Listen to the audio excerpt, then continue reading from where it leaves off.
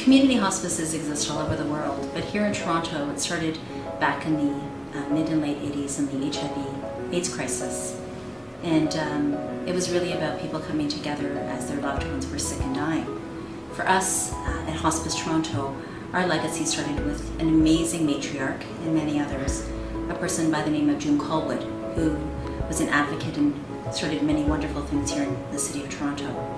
She started Trinity Home Hospice back in 1988, which was our start, with a group of people from the Church of the Holy Trinity that wanted to care for their sick and dying friend, Margaret Fraser. It was incredible to see the number of people that knew her directly and indirectly that wanted to be part of her care and make sure that she had everything that she needed. So we have a beautiful book called 12 Weeks in Spring, which is part of our history and our legacy that we never will forget. That started the hospice movement here in Toronto. And while Hospice Toronto was the first one that started in Toronto, it wasn't the only one. And we have many wonderful partners across the city and the province and the country that are helping directly in their communities. We've had many successes over our 25 plus years where we've had lots of people share their stories. We've had Menya's father write a beautiful book about Menya, his daughter, who was one of our former clients, and what it was in her practical journey. Together through our hospice partners, through our Provincial Association Hospice Palliative Care Ontario, and our national body of Canadian Hospice Palliative Care, it's remarkable to see the learnings that we can share with one another and how those that we support teach us every day what's the most important to them, and it reflects our community. Below me is some of our anniversary bears, and Huggums was our anniversary bear that was named from one of our former hospice clients, and the two children that were supporting their mother while their father was ill and dying. And one of the things that made the family smile was the importance of the affection and love. One of our other bears is our empathy bear, and then our children's support bear that supports grief and loss for children as part of our Kit for Kids package. So it's one of our little treasures that we will always remember, how we started, how we learned to grow, and how we continue to improve the services to people that we support. So I think what's unique about Hospice Toronto and the opportunities that we offer is it gives the in-home roles that our volunteers fulfill, whether it's the in-home care team role, offering help with home chores, or our complementary therapy program, our expressive arts program. We also have community programs, our Young Carers program, and our Creating Caring Communities program. They all offer unique opportunities to volunteers to help in their community and to have direct access to clients who need their support. It's kind of a unique thing.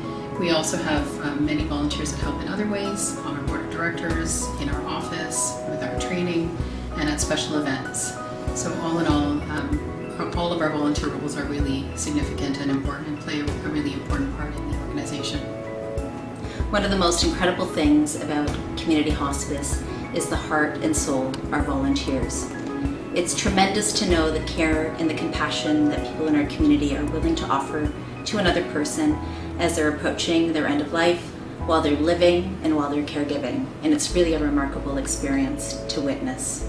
Our volunteers are the heart of hospice. While we can't change someone's life's journey, what we can do is try to support the quality of their life, making a difference, and often what people will reference as the very small little things that helped to keep them in their homes, to help to support them in how they're living their lives and how they're coping through the journey of their illness. It's amazing. You wouldn't believe the volunteers that we have. You wouldn't believe the caregivers that are devoted to their loved ones, and together how we create a compassionate community and we create a caring community together.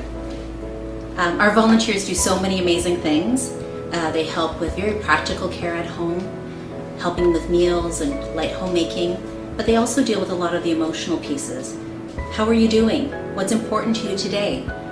Talking about people's fears and worries, talking about their spiritual care, sometimes talking about their grief and loss, not just their bereavement.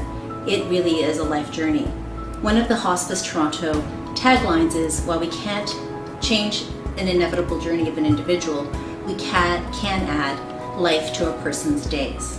And with pride, Hospice Toronto thanks all of our past, current, and future volunteers for making a difference in the City of Toronto. I often find myself saying to volunteers is really the best part of my job is getting to meet individuals who are so passionate about the work that we do, and having an opportunity to get to know them, to see them go through our extensive training program, and then be able to support our clients. That's really the best thing, and it's so rewarding for them, and it's rewarding for me as well to see them go through that process. And then also, I want to mention the team that I work with, the co-workers that I have, who also support those volunteers in doing the work. It really is a team effort here, and that's what I think makes our volunteer program exceptional.